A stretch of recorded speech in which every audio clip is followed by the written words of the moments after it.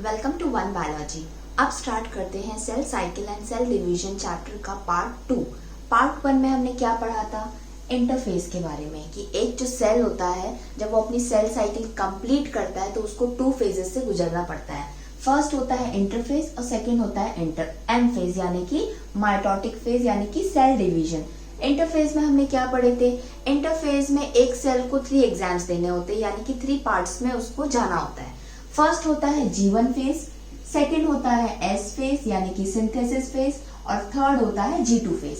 G1 phase में cell क्या करता है? अपने आप को ग्रो करता है, साइटोप्लाज्म ग्रो होता है, अदर ऑर्गेनल्स भी उसके अंदर मल्टीप्लाई होते हैं या सिंथेसाइज होते हैं।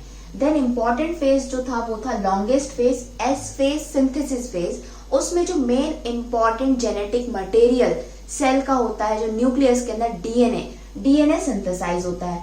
G2 के अंदर क्या होता है? सेंट्रियोल्स फॉर्म होते हैं और ट्यूबुलिन प्रोटीन फॉर्म होता है along with the other enzymes और बहुत सारी एटीपी एनर्जी बनती है, क्योंकि सेल को जब एम फेज में जाना है, माइटोसिस प्रोसेस करना है, तो बहुत ज्यादा अमाउंट में एनर्जी यूज होती है। अब बात करते हैं एम फेज की। अब सेल इंटरफेज से होकर कौन से फेज में आ रहा है? एम फेज में। इंटरफेज को रेस्टिंग फेज भी कहते हैं या प्रिपरेटरी फेज भी कहते हैं। इट मीन्स जो सेल था वो पूरी तरीके से प्रिपेयर हो चुका है डिवाइड होने के लिए। इसीलिए एम फेज को क्या बोलते हैं? सेल डिवीजन या माइटोसिस। तो सेल डिवीजन अगेन 2 टाइप्स के होते हैं, हम लोग सीक्वेंस में पढ़ेंगे। सबसे पहले जब सेल साइकिल में हम एम फेज पढ़ते हैं तो हम पढ़ते हैं mitosis, first division.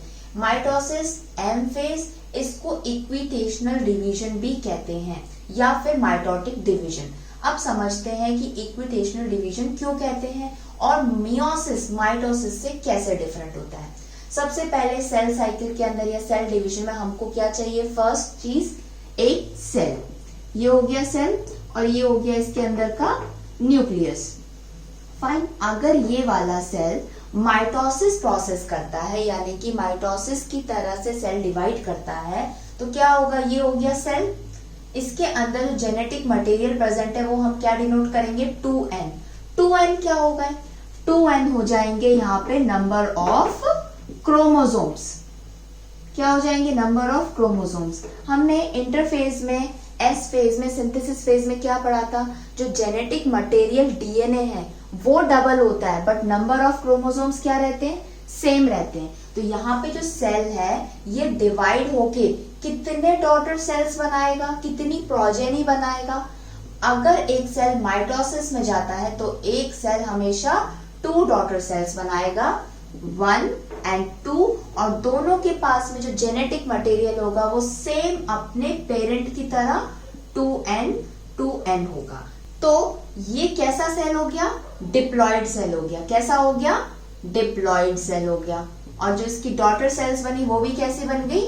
Diploid, as it is parent की तरह बन गई, क्योंकि इनके पास में क्या है? 2n और मेन पेरेंट के पास में 2n है।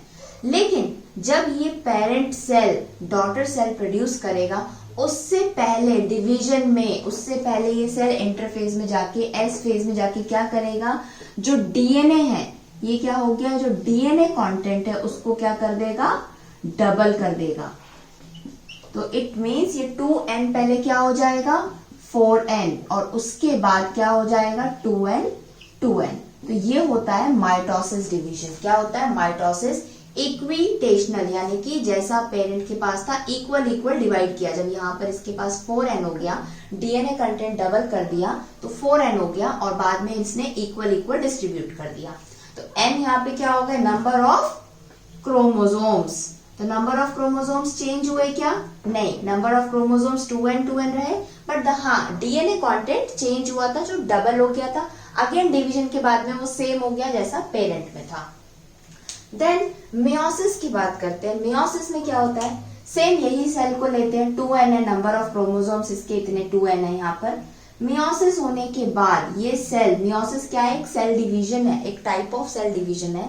मियोसिस होने के बाद पेरेंट सेल कितनी डॉटर सेल्स बनाएगा? यहाँ पे 4 डॉटर सेल्स, 1 2 3 4। माइटोसिस से ये कैसा डिफरेंट है? माइटोसिस में जो डॉटर सेल्स थी उनका जो जेनेटिक मटेरियल क्या था 2n यानी कि डिप्लॉयड सेल्स फॉर्म होते हैं। बट मियोसिस में पेरेंट तो डिप्लॉयड होता है लेकिन जो डॉटर सेल्स बनती है वो क्या बनती है n n n n। तो ये हो जाते हैं क्या, हैप्लॉइड डॉटर सेल्स बनते हैं यहाँ पे। तो ये इसका मेन डिफरेंस हो गया।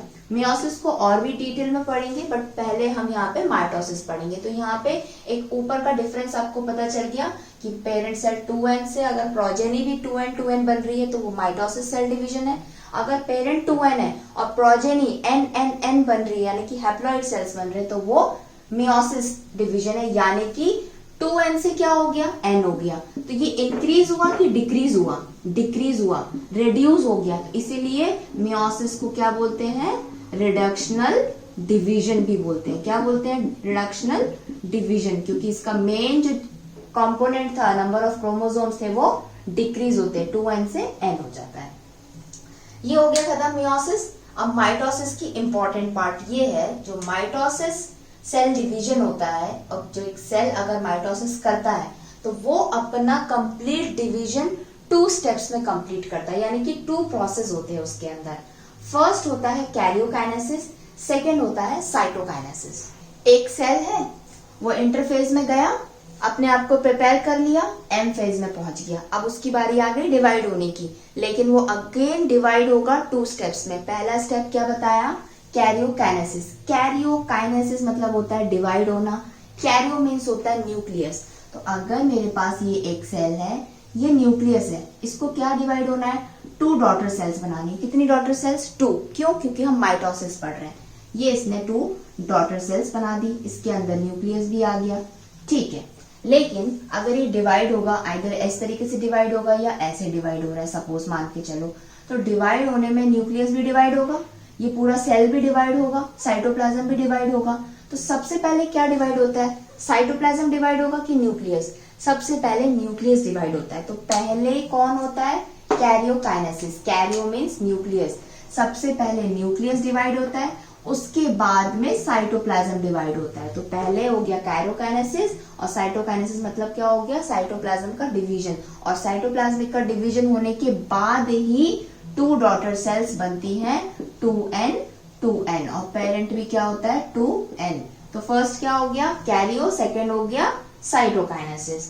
अब जो माइटोसिस है ये कब स्टार्ट होता है, माइटोसिस स्टार्ट होता है इंटरफेज के बाद। फाइन, कौन से फेज के बाद, इंटरफेज में भी SNG2 फेज के बाद M फेज स्टार्ट होता है। तो ये क्वेश्चन आता है, जो M फेज है वो कौन से इंटरफेज के सब फेज के बाद आता है, SNG2 फेज के बाद क्या आता है, M फेज, यानी कि माइटोसिस फेज, माइटोटिक डिवीजन होता है।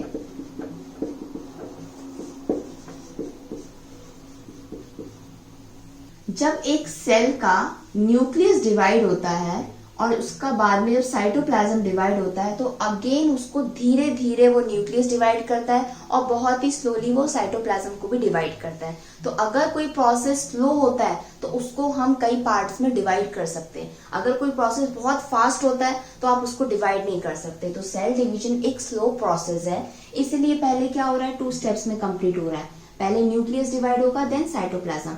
तो न्यूक्लियस भी जो डिवाइड होता है, न्यूक्लियस एक सिंगल स्ट्रक्चर नहीं है, हमने सेल चैप्टर में पढ़ा था, न्यूक्लियस होता है, देन न्यूक्लियस के ऊपर क्या होती है कि उसकी कवरिंग होती है, न्यूक्लियर मेम्ब्रेन प्रेजेंट होती है न्यूक्लियर मेम्ब्रेन प्रेजेंट होती है, न्यूक्लियोलस भी होता है, और सेल के अंदर साइटोप्लाज्म में कुछ ऑर्गेनल्स भी प्रेजेंट होते हैं। तो न्यूक्लियस को डिवाइड होने के लिए काफी टाइम लगता है, इसीलिए कैरियोकाइनेसिस अगेन 4 स्टेप्स में कंप्लीट होता है। कितनी स्टेप्स में, 4 स्टेप्स में। तो फर्स्ट होता है प्रोफेज, इट मीन्स यहाँ पे कुछ सेल के न्यूक्लियस में चेंजेस आते हैं। देन होता है मेटाफेज, फिर आता है एनाफेज, और फाइनली आता है क्या, टीलोफेज। एक सेल के न्यूक्लियस को डिवाइड होने में कितने स्टेप्स में डिवाइड होगा, वो 4 में। 1 pro, second meta, third ana and fourth telophase के अंदर। तो अब हम ये एक एक फेज को इन डिटेल में समझेंगे, वैसे तो प्रोफेज अगेन 5 सब स्टेप्स होती हैं, बट आपको क्लास 11th में जस्ट आप प्रोफेज, मेटा, एना और टीलो के बारे में समझ लो कि इसमें चेंजेस क्या होते हैं। आपको ये फेज में क्या पढ़ना है एग्जैक्टली, यही फेज के ऊपर कॉम्पिटिटिव एग्जाम्स में क्वेश्चंस आते हैं और आपके जो स्कूल लेवल के एग्जाम्स होते हैं उसमें भी आते हैं। तो आपको हर एक फेज में जस्ट एक स्ट्रक्चर याद करना है कि एक सेल के न्यूक्लियस में क्या स्ट्रक्चर बना था। अगर आपने वो स्ट्रक्चर समझ लिया तो आप एग्जाम के अंदर थ्योरी इजीली लिख के आ जाओगे। अगर थ्योरी रटने बैठोगे तो ये कभी भी समझ में नहीं आएगा। तो सबसे पहले स्ट्रक्चर समझो सेल का, न्यूक्लियस का स्ट्रक्चर समझो। जब न्यूक्लियस का स्ट्रक्चर समझ में आएगा तो प्रो, मेटा, एना सब समझ में आ जाएगा। और हाँ, डीएनए और क्रोमोसोम एंड क्रोमैटिन का डिफरेंस भी आपको पता होना चाहिए। अगर आपको वो नहीं पता है और आप ये वीडियो देख रहे हो तो आपको ये वीडियो समझ में नहीं आएगा। तो अगर आप जानना चाहते हो कि डीएनए, क्रोमैटिन, क्रोमोसोम्स में क्या डिफरेंस होता है, कैसे एक दूसरे की फॉर्म में चेंज होते हैं, तो chapter number 8 the cell the unit of life में आप दूसरा वीडियो देख सकते हो। उसमें पहले समझ लो, उसके बाद ये वीडियो देखना तो पूरा समझ में आ जाएगा।